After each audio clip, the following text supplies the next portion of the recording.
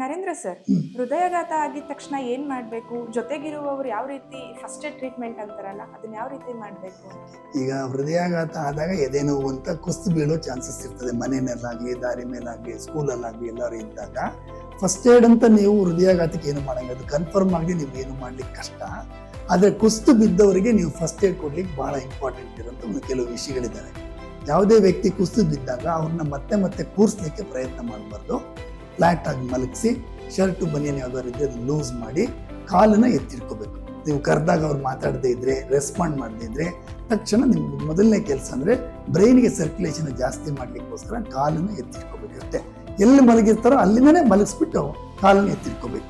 So ಇದರಿಂದ ಸ್ವಲ್ಪ brain ಸರ್ಕ್ಯುಲೇಷನ್ಗೆ ನಿಮಗೆ ಅನುಕೂಲ ಆಗ್ತದೆ.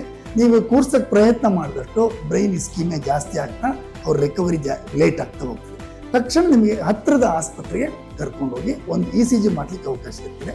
ಅಲ್ಲಿ ಕರ್ಕೊಂಡು ಹೋಗಿ ಕೂಡ ಕೂರ್ಸೋದ್ ಬದಲು ಮಲಗಿಸ್ಕೊಂಡು ಸ್ಟ್ರೆಚರ್ ಮೇಲೆ ಕೂರ್ಸ್ಕೊಂಡು ಕರ್ಕೊಂಡು ಹೋದ್ರೆ ಬಹಳ ಒಳ್ಳೇದು. ಸೊ ಇದರಿಂದ ಇದು ಫಸ್ಟ್ ಏಡ್ ನೀವು ಮಾಡ್ಬೋದು ಅಷ್ಟೇನೆ. ಇನ್ನು ಮತ್ತೆ ನಾಲ್ಗೆ ಅಡಿ ಇಟ್ಕೊಳ್ಳೋಕೆ ಮಾತ್ರ ಇರ್ತವೆ, ಐಸಾಡಿಲ್ ಅಂತ, ಅದೆಲ್ಲ ನೀವು ಸಾಮಾನ್ಯ ಇವರು ವ್ಯಕ್ತಿಗಳು, ಇದು ಸಾಮಾನ್ಯ ಜನರು ಕೊಡ್ಲಿಕ್ಕೆ ಆಗೋದಿಲ್ಲ. ಫಸ್ಟ್ ಏಡ್ ಅಂದ್ರೆ ಇಷ್ಟೇ, ಅವ್ರ ಬಟ್ಟೆನ ಲೂಸ್ ಮಾಡ್ಕೋಬೇಕು. ಉಸಿರಾಡೋದು ಬಾಯಲ್ಲಿ ಏನಾದ್ರು ಯಾವ್ದಾದ್ರು ಫಾರಿನ್ ಬಾಡಿ ಸಿಕ್ಕೊಂಡಿದ್ರೆ, ವಾಮಿಟಿಂಗ್ ಏನಾದ್ರು ಸಿಕ್ಕೊಂಡಿದ್ರೆ ಅದನ್ನ ಕ್ಲಿಯರ್ ಮಾಡಬೇಕು. ಮುಖವನ್ನು ಒಂದ್ ಕಡೆ ತಿರುಗಿಸ್ಬೇಕು, ಕಾಲನ್ನ ಎತ್ತಿಡ್ಕೊಂಡು ಆದಷ್ಟು ಬೇಗ ಹತ್ತಿರದ ಆಸ್ಪತ್ರೆಗೆ ಕರ್ಕೊಂಡು ಹೋದ್ರೆ ಅದೇ ಒಂದು ಉತ್ತಮವಾದ ಒಂದು ಉಪಚಾರ ಅಂತ ನಾವು ಹೇಳ್ಬೋದು.